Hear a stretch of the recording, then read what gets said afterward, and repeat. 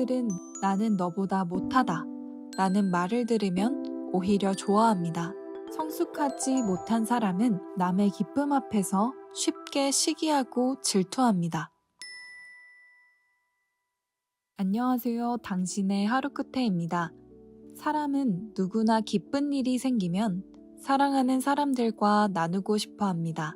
합격 소식, 새로운 직장, 집을 마련한 일. 혼자만 알고 있기보다 친구나 가족에게 말하고 축하받고 싶어 하죠. 그런데 사실 사람들은 묘한 성향을 가지고 있습니다. 나는 너보다 낫다 라는 말을 들으면 불편해하고 나는 너보다 못하다 라는 말을 들으면 오히려 좋아합니다. 즉, 성숙하지 못한 사람은 남의 기쁨 앞에서 쉽게 시기하고 질투합니다. 예를 들어 친구가 이렇게 말한다고 해봅시다. 나 이번에 원하던 대기업에 합격했어.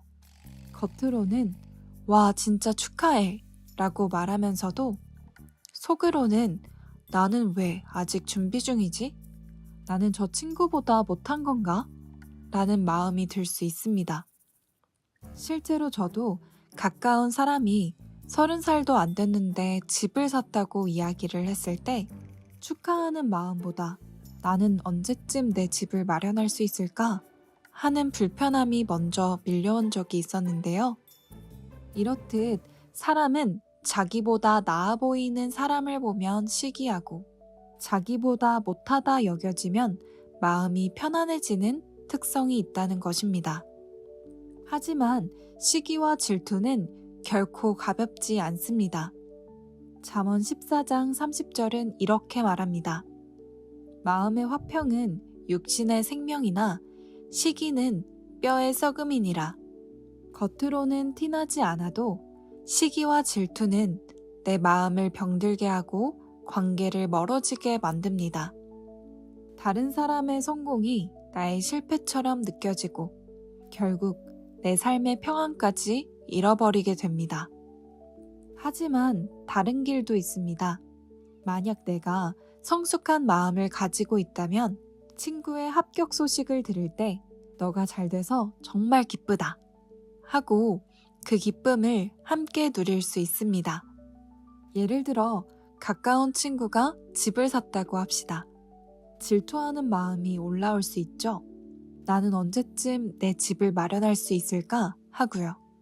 하지만 시선을 바꿔 생각할 수 있습니다. 아, 저 친구는 이런 방법으로 집을 마련했구나. 나도 그 과정을 배우고 준비할 수 있겠다. 또 내가 어려움에 빠졌을 때 그 친구가 가진 경험이나 자원을 통해 도움을 받을 수도 있습니다. 이렇게 바라보면 친구의 성공은 내게 위협이 아니라 오히려 가능성이 됩니다. 성경은 형제를 내 몸처럼 사랑하라고 말합니다. 마태복음 22장 39절. 둘째 계명은 이것이니 내 이웃을 내 자신과 같이 사랑하라 하신 것이니라. 형제가 얻은 것을 내가 얻은 것처럼 여기고 함께 기뻐하는 것. 그것이 질투를 넘어서는 길입니다. 또 한 가지 중요한 지혜는 듣는 상대의 상태를 파악하고 말하기입니다. 내가 기쁜 일을 나눌 때도 때로는 혹시 이 말이 상대를 박탈감으로 힘들게 하지는 않을까? 하고 생각해보는 태도가 필요할 때도 있습니다. 내가 가진 것을 과시하듯 말하면 상대의 마음은 불편해질 수 있습니다.